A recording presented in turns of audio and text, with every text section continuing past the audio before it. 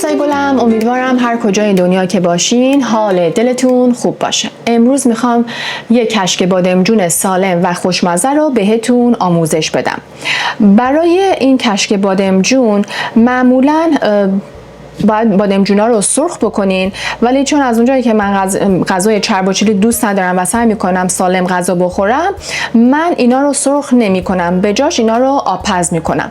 حالا بریم بهتون بگم به چه چیزایی احتیاج داریم. من امروز 9 تا از این بادمجون کوچولو متوسط استفاده کردم. 3 تا پیاز بزرگ که خلالی باید بکنم.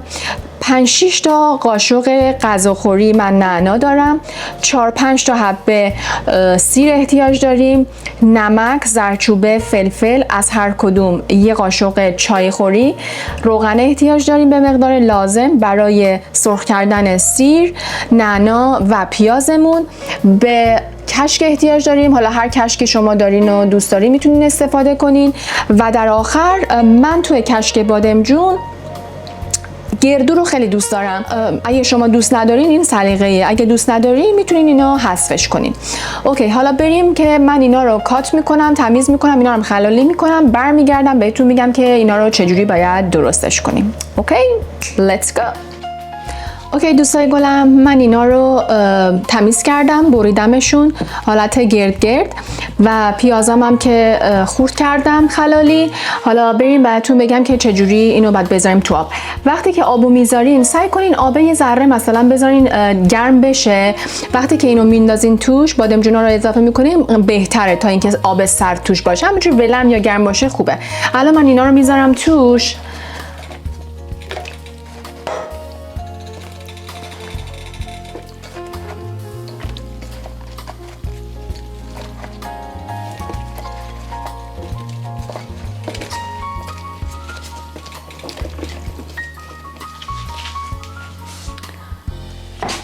اوکی، اینا الان رفته تو آب و اینو میذاریم. یه چیزی حدود بازم بستگی به این بادمجونتون با اندازش.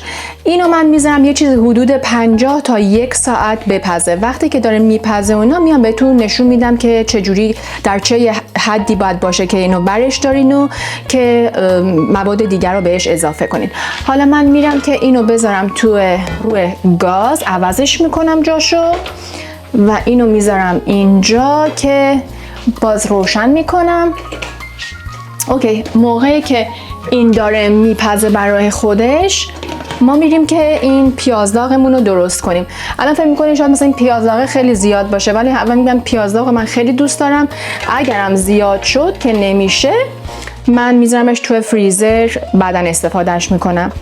اوکی، اینو بذاریم. اینو قشنگ باید بذاریم آبش بره، بعد بهش روغن اضافه کنیم. اوکی، این از اینم میذارم این پشت، این شعله‌اش بزرگتره. موقعی که این داره درست میشه، من میرم که تو این مایتابه کوچولو سیر و نعنا داغمو درست کنم.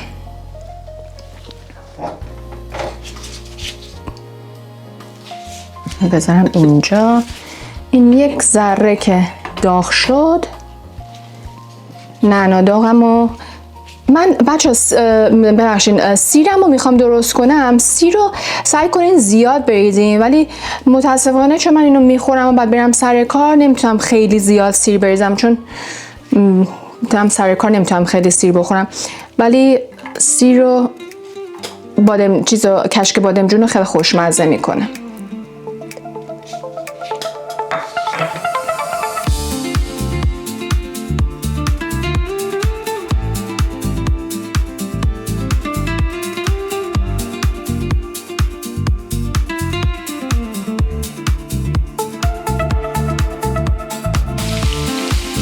بچه حواستون باشه که سیر خیلی نباید بسوزه، چون مزه میده، اینو مزه بدی میده.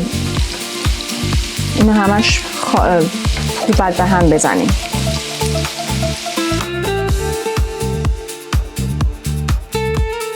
گهگداری هم این پیازمونم مخلوط کنین، هم بزنین.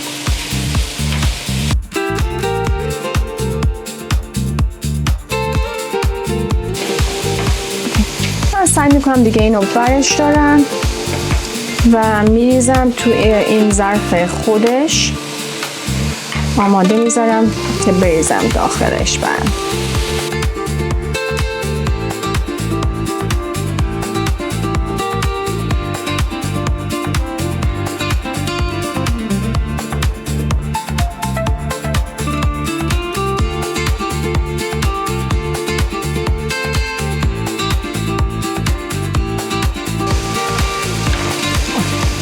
بچه این آماده است. اینم از نعنادار. الان میرم که بریزم تو ظرفش.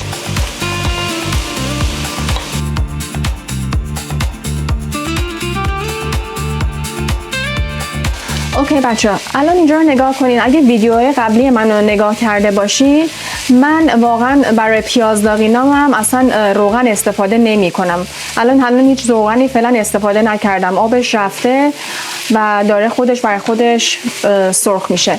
ولی برای یک کشک بادمجون دیگه نمیشه خشک باشه. باید حتما دیگه یه کوچولوی روغنه رو بعد استفاده کنیم. الان من تو این مرحله که رنگ پیازام عوض شده، روغن رو اضافه میکنم.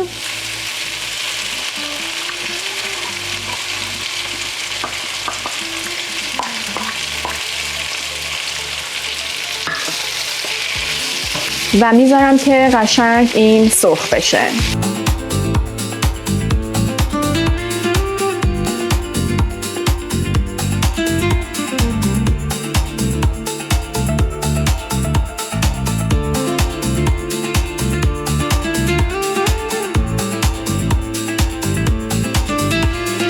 اوکی دوستای گلم، من برگشتم. من خواستم بگم که این حدود 40 دقیقه برای من طول کشید، چون خیلی زیاد نبودم، کوچولو هم بریده بودم و برش داده بودم. طول کشید که این بپزه. آب پزش کردم. رنگش که عوض شد، نذارین که دیگه خیلی له بشه، رنگش عوض شد، نرم شد، آب کشش بکنین و دوباره بریزین توی یه قابلمه. الان من اینو گذاشتم توی قابلمه روی گاز خیلی با شعله کم. من در این مرحله نمک، فلفل و زردچوبه رو به پیاز داغم اضافه میکنم. خوب مخلوطش میکنم. یه تفتی که بخوره، بوش که بلند شد، مخلوط میکنم با بادمجونم.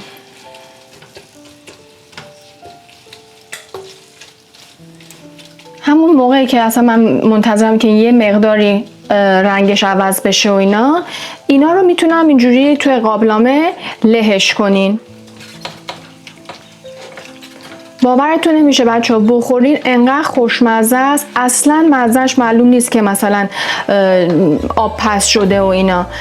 ولی خب یه ذره روغن داره، ولی خیلی بهتر از اینه که بادمجون هم سرخ بشه که خیلی چرب و چیل باشه. حالا اونا هم که مخلوط کردیم، بازم میذاریم که درست بشه، بپزه روی گاز، بیشتر جا میفته و له میشه. یعنی بعد مثلا چند باری باید مخلوطش کنیم.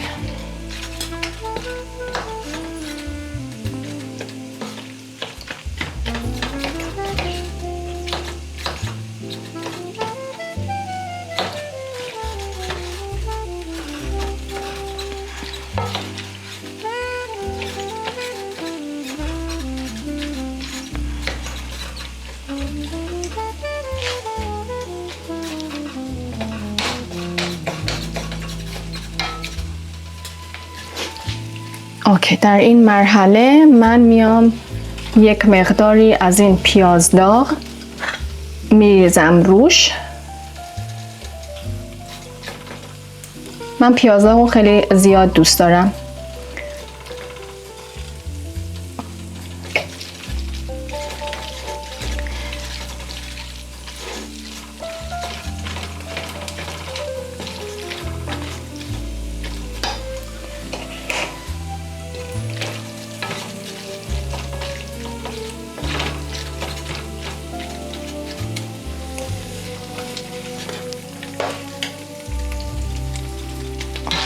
کنین. فکر کنم دیگه برای این کافی باشه.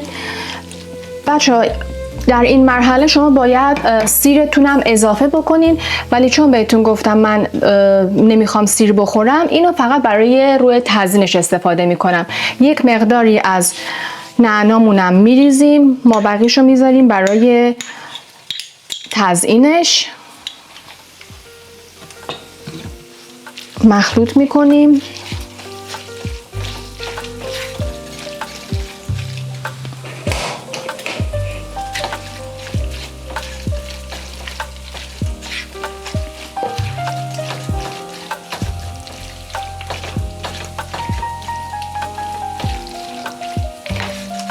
الان من در این مرحله کشکم بهش اضافه میکنم.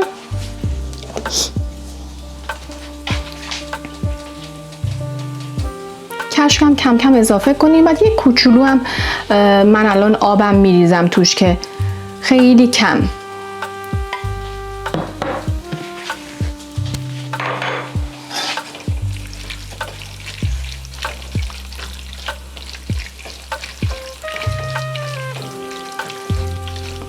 سعی کنین کشک رو کم کم اضافه کنین. خودش کوچولو.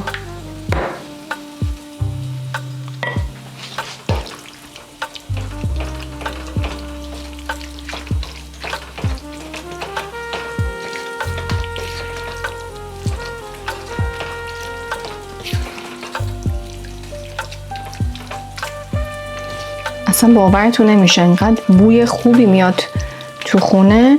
به نظر من این کشکش خوبه. من میذارم یه کوچولو این قلی بخوره، بعد نشون میده که میخواد یه مقدار دیگه هم اضافه بکنم، ولی فکر میکنم همینقدر کافی باشه اندازش.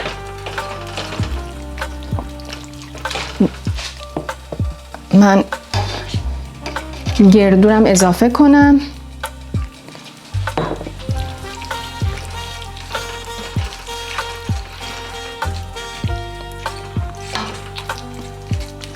اصلا لازم به آبم نداشتم که برای اضافه کردن باز کردنش. اوکی بچه ها، این از کشک بادمجون امروزمون. من میذارم این قابلمه درش رو میذارم مثلا حدود 20 دقیقه دیگه هم تو هم دیگه موادش به هم دیگه خورده بشه و وقتی که تموم شد بهتون نشون میدم که چجوری از آب در اومده. بازم بهتون میگم سیر رو حتما توش بریزین، خیلی خیلی خوشمزه میکنه و روش هم تزیین کنین. گردو هم باز دوباره سلیقه‌ای، دوست دارین استفاده کنین، دوست ندارین هم استفاده نکنین. اوکی بچه، اینو من بدم قابلمه روش رو میذارم و وقتی که تموم شد من نشونتون میدم. امیدوارم اینجوری رو این طرز تهیه رو درست کنین، خوشتون بیاد و نوش جان کنین.